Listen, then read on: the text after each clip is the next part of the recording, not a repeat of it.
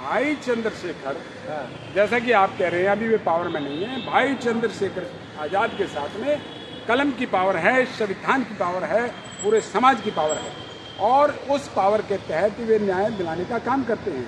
और जिस समय भाई चंद्रशेखर जी फुल पावर में आ जाएंगे, जब एडमिनिस्ट्रेटिव पावर उनके हाथ में होगी, तो किसी को मिलने की ज़रूरत नहीं पड़ेगी। हर आदमी, हर व्यक्ति आत्मनिर्भर होगा और बिना ही बाहर निकले सबके काम होंगे। में हम पावर में आएंगे, हमारे गेट पे कोई भी कुत्ता खड़ा नहीं होगा। विरोध करने वाले जैसे भी मैंने आपको पहले बताए कि मुट्ठी भर लोग हैं, मुट्ठी भर लोग हैं और मुट्ठी भर लोग 85% के सामने अगर वे विरोध करेंगे तो विरोध का पता ही नहीं लगेगा। 1000 वाट के बल्ब के सामने 0 वाट का बल्ब जब बलता है तो उसकी रोशनी दिखाई नहीं देती।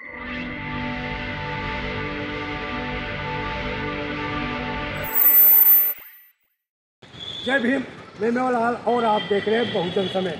साथियों, इस समय आज़ाद समाज पार्टी के पदाधिकारी हैं, एडवोकेट हैं मदन लाल सुमन, ये कोर्ट में प्रैक्टिस करते हैं। इनसे समझूंगा कि आखिर आज़ाद समाज पार्टी इस समय पूरे देश में धड़कन बना हुआ है। पूरे देश में जहाँ अत्याचार होता है, इनके नेता चंद्रशेखर आज़ाद और पहुँच जाते हैं। कहा जाता है कि भीम आर्मी के लोग पुलिस के पहले पहुँच जाते हैं। ये लोग भी दिन रात लगे हुए हैं। इसे समझूंगा कि आखिर ये क्या समझते हैं। सर, मैं कह रहा हूँ कि आपके नेता भीम आर्मी चंद्रशेखर पूरे देश में आप लोग छाए हुए हैं। क्या आज जिस तरह से चंद्रशेखर के पास पावर नहीं है तो पूरे देश में दहाड़ रहे, पावर आ जाएगा तो वही सीट पर नहीं आ जाएंगे?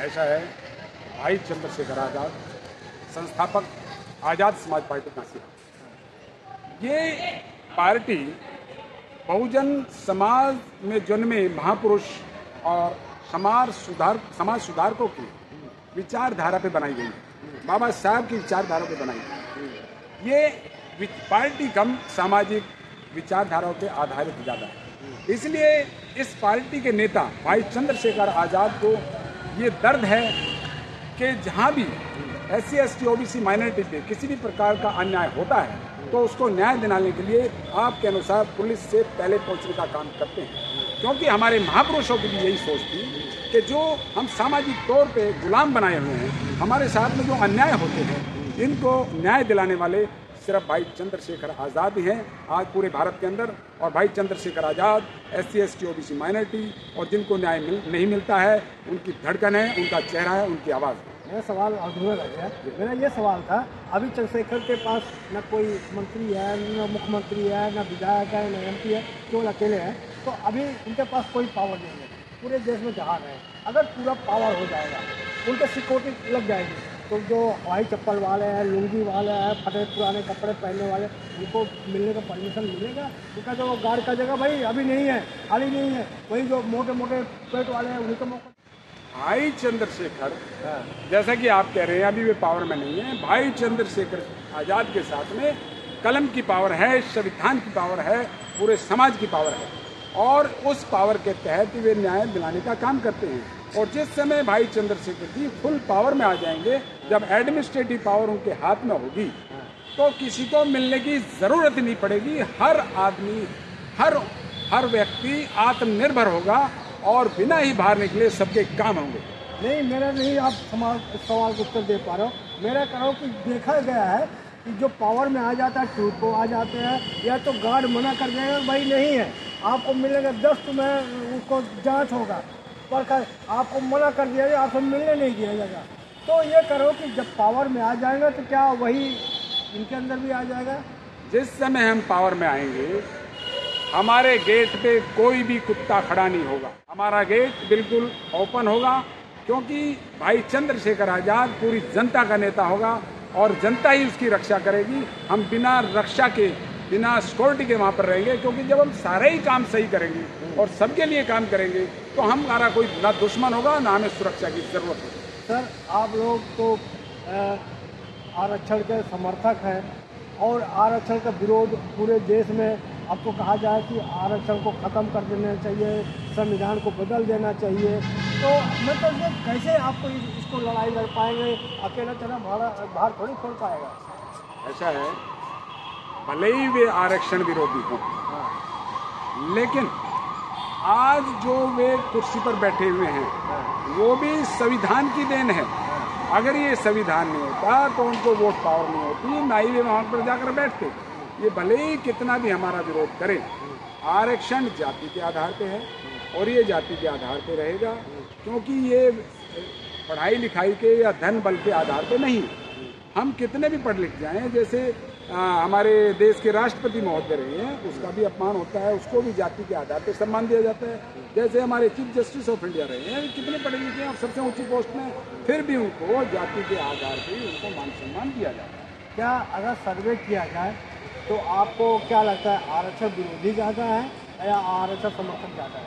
अगर सर्वे किया जाए तो आरक्षण विरोधी जो है बहुत ही कम लोग हैं, वे भी वे लोग हैं जो कि हिंदू धर्म के ठेकेदार हैं।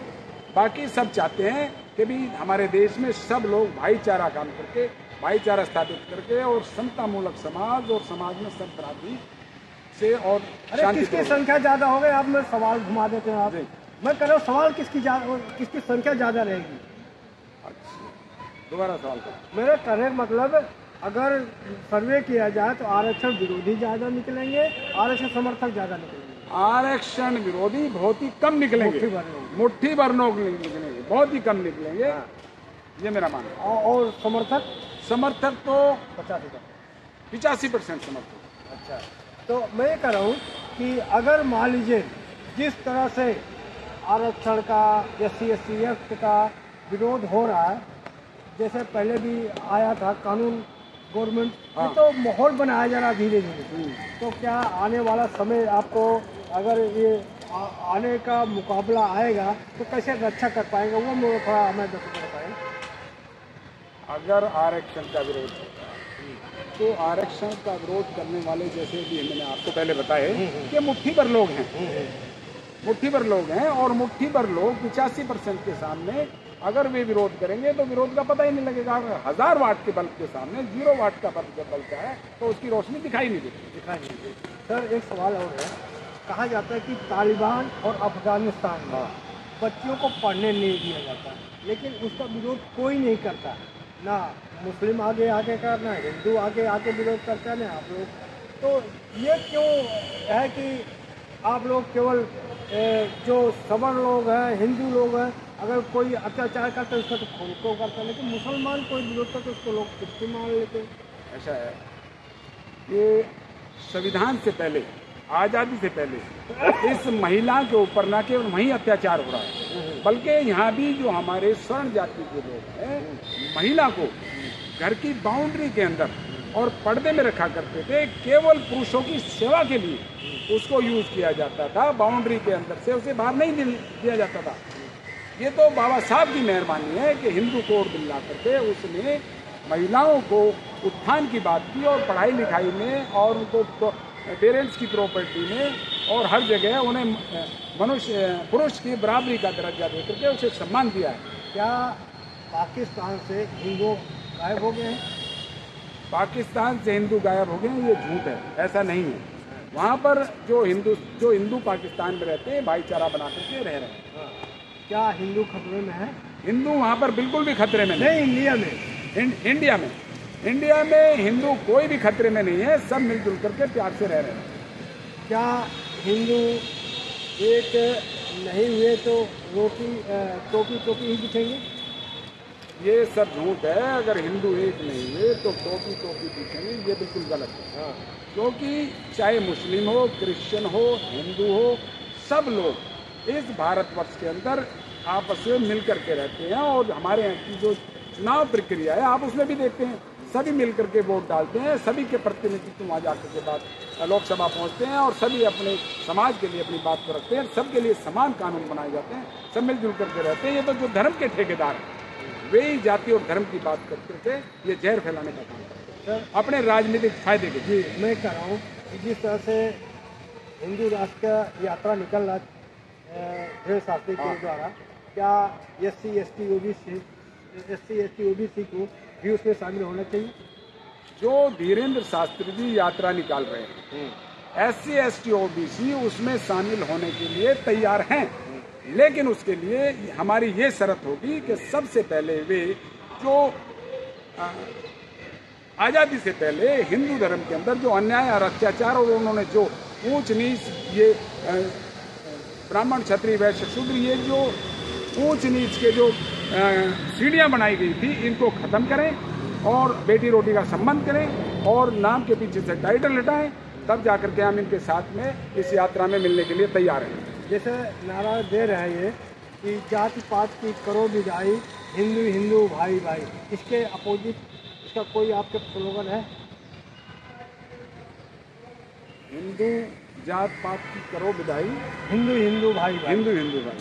हाँ, जात पात की विदाई करने के लिए, हिंदू हिंदू भाई भाई कहने के लिए सबसे पहले नाम के आगे पीछे लगे टाइटल की करो विदाई और बेटी रोटी संबंध बनाने की करो तैयारी, और हम आपके साथ में चलने के लिए तैयार। धन्यवाद। तो आप एडवोकेट ML सुमन सर थे, मदन लाल सुमन सर थे। कैसी रही बातचीत, प्रतिक्रिया में जरूर बताएं, और आप कहां से हैं कमेंट में लिखें, और हमारे चैनल पर नए हैं तो चैनल को सब्सक्राइब करें, लाइक करें, कमेंट करें, और हमें आर्थिक मदद भी देने के लिए आप हमारी ज्वाइन बटन को ज्वाइन करें। धन्यवाद। मैं बहुजन समाज दिल्ली।